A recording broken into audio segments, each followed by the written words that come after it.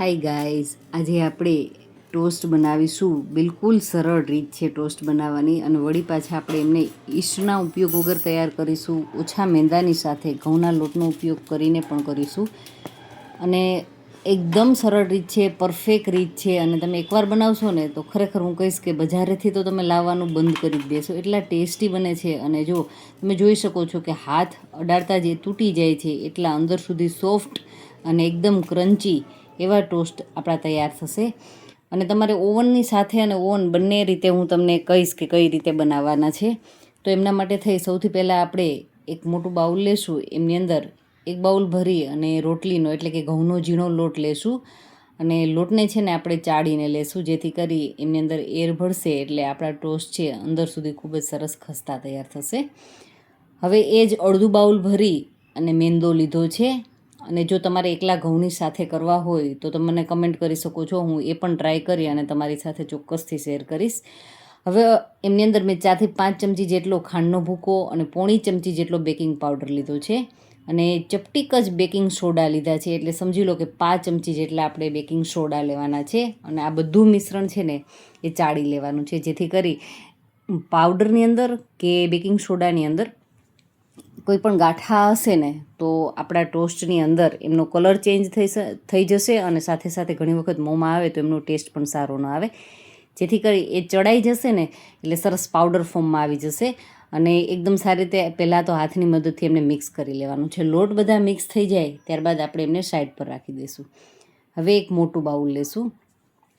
એમની અંદર આપણે 2 ચમચી ભરી અને ઘરનું જ મીડિયમ ખટાશવાળું હોય ને એવું દહીં લેશું. અને એમની સાથે દૂધ પર જામેલી જે મલાઈ છે, કોઈ બહારની ક્રીમ કે કશું જ લાવવાની જરૂર નથી. 1 ચમચી ભરી દૂધ પર જામેલી મલાઈ લીધી છે. અને 1.5 ચમચી એટલે 1.5 ટેબલ સ્પૂન જેટલું ઘી લીધું છે. અને ઘી પણ આપણે આ રીતે જામેલું હોય કે ઓગળેલું હોય કોઈ પણ હોય ચાલશે. 7 થી 8 નંગ જેટલો એલચીનો પાવડર લીધો છે. 1 ચમચી જેટલા તલ લીધા છે અને ચપટીક નિમક લીધું છે. અને આ બધું મિશ્રણ છે ને એકદમ સારી રીતે મિક્સ કરી લેવાનું છે. હવે જો મેં અત્યારે એમાં એલચીની ફ્લેવર માટે થઈ એલચી અને તલ બંને લીધા છે. જો તમે એમાંથી કોઈ વસ્તુ સ્કીપ કરવા માંગતા હોય તો પણ કરી શકો છો. અને જો કોઈ તમે એસેન્સવાળા બીજી કોઈ ફ્લેવર ના કરવા માંગતા હોય તો પણ ચોક્કસથી કરી શકો છો. હવે નોર્મલ ટેમ્પરેચરવાળું અડધું બાઉલ ભરી અને મેં દૂધ લીધું છે. અને દૂધ છે ને એ એકી સાથે આપણે નહીં નાખીએ, અડધું દૂધ આમાં એડ કરી દઈશું અને ત્યારબાદ જરૂર લાગશે એ પ્રમાણે એડ કરીશું. હવે એમની અંદર મેં 8 થી 10 નંગ જેટલી આખી બદામ લીધી છે. તમે એમના પીસીસ કરીને નાખવા માંગતા હોય તો પણ કરી શકો છો. હવે આપણે તૈયાર કરેલો જે લોટ હતો એ લોટ એમની અંદર એડ કરવાનો છે. અને એકદમ સારી રીતે આપણે હલાવી મિક્સ કરી અને એમની કણક તૈયાર કરવાની છે.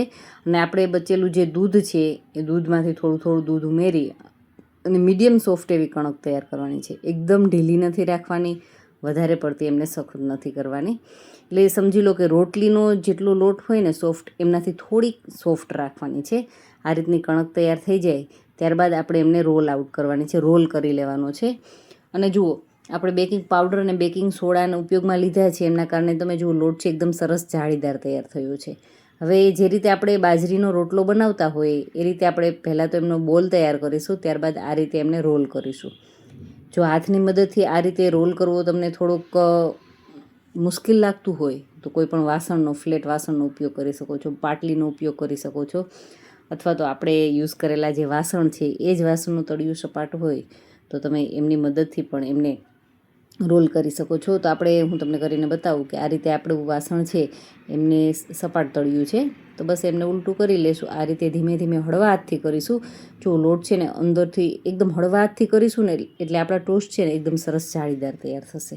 ઉપરથી તમે એમની સરફેસ જોઈ શકો છો કે એકદમ લીસી નથી થઈ. એમનું કારણ છે કે આપણે અંદર જે મલાઈ યુઝ કરી છે, ઘી યુઝ કર્યું છે, સાથે સાથે બેકિંગ પાવડર, બેકિંગ સોડા લીધા છે, એટલે લોટનું આ રીતનું ટેક્સચર રહેવાનું છે. કંઈ વાંધો નહીં. અને આપણા ટોસ્ટ છે ને એમના કારણે જ બજાર જેવા તૈયાર થશે. અને આપણે પહેલાં શું કરવાની છે કે આમની બ્રેડ તૈયાર કરવાની છે. અને જો બ્રેડ તૈયાર કરવા માટે થઈ તમે ઓવનનો ઉપયોગ કરતા હોય તો ઓવનમાં આપણે કન્વેક્શન મોડની ઉપર 180 ડિગ્રી ઉપર પહેલાં તો આપણે 10 મિનિટ માટે પ્રીહીટ કરી લેશું ઓવનને. અને ત્યારબાદ એમને ઓવનની અંદર લગભગ 40 થી 45 મિનિટ જેટલો સમય લેશે અને એમનો ઉપરથી સરસ કલર આવે ને એના માટે થઈ મેં અડધી ચમચી જેટલું દૂધ અને અડધી ચમચી જેટલો સાકર અથવા તો ખાંડનો પાવડર લઈ અને ઉપરથી સારી રીતે ગ્રીસ કરી લેવાનું છે. એકદમ એમની સપાટી છે ને ચળકાટવાળી થઈ જાય એટલું આપણે કરી લઈશું, જેથી કરી એમનો કલર છે એ ખૂબ જ સરસ આવશે. તો પહેલાં મેં તમને કીધું હતું એ મુજબ, અને ઓવનનું છે ને ટેમ્પરેચર દરેક ઓવનમાં અલગ અલગ હોય છે. તમે જોઈ શકો છો વચ્ચે 40 મિનિટ સેટ કર્યા બાદ તમને લાગે અગાઉ કે કૂક સરસ થઈ ગયું છે તો વધારે મિનિટ રાખવાની પણ જરૂરિયાત નથી. 30 થી 35 મિનિટમાં પણ અમુક ઓવનની અંદર થઈ જતું હોય છે. બસ આ રીતનો કલર આવી જાય એટલે સમજી લેવાનું પરફેક્ટ છે. નીચેથી પણ આ રીતે બ્રાઉન કલર થઈ જાય એટલે સરસ એ બેક થઈ ગયા છે. અને કડાઈની અંદર કરશો ને તો લગભગ એમની અંદર 50 થી 55 મિનિટ, એકાદ કલાક જેટલો પણ સમય લેશે. હવે એમને હળવું એવું ઠંડુ થવા દેશું, ત્યારબાદ એમના પીસીસ કરીશું. આપણી આ બ્રેડ છે ને એટલી સોફ્ટ તૈયાર થઈ છે ને કે તમે એમના પીસીસ કરશો ને તો મારા હાથે પીસીસ કરવા મુશ્કેલી મને પણ થઈ છે.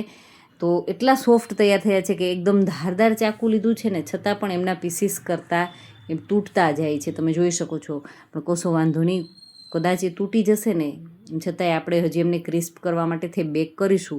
ખૂબ જ સરસ તૈયાર થશે ટોસ્ટ છે ને. આ રીતે આપણે બધા જ પીસીસ કરી લેશું અને મેં ઓવનની અંદર બેક કર્યા છે તો ઓવનની ટ્રેની અંદર ગોઠવી દઈશ. અને તમે કડાઈની અંદર કરવા માંગતા હોય તો નિમકની સાથે આપણે કૂકીઝને ઘણી બધી કરી છે એ જ રીતે તમે સેમ પ્રોસેસથી કડાઈની અંદર નો બે સાઈડ અલટાવતું પલટાવતું રહેવાનું અને લગભગ 20 થી 22 મિનિટની અંદર, અને ટોસ્ટ ઠંડા થાય ને ત્યારબાદ પણ એમને ચેક કરી લેવાના કે ક્રિસ્પી થયા છે કે નહીં. ત્યારબાદ જ આપણે એમને ડબ્બાની અંદર પેક કરીશું. જો થોડાક પણ અંદરથી સોફ્ટ રહી જશે તો એ બધાને સોફ્ટ કરી નાખશે. તો એ ખાસ કાળજી રાખવાની. અને આ રીતે એકવાર જરૂરથી ટ્રાય કરજો. જો શક્ય એટલા પાતળા પીસીસ કરવાની કોશિશ કરીશું અને એટલે જ આપણા ટોસ્ટ છે ને આ રીતના એકદમ ક્રિસ્પી કરારા તૈયાર થશે. તો તમે આ રીતે ક્યારેય ઘરે ટ્રાય ન કર્યા હોય તો જરૂરથી કહીશ કે એકવાર ચોક્કસથી ટ્રાય કરજો, અને વિડીયો ગમે તો લાઇક પણ કરજો. Thank you for watching this videos.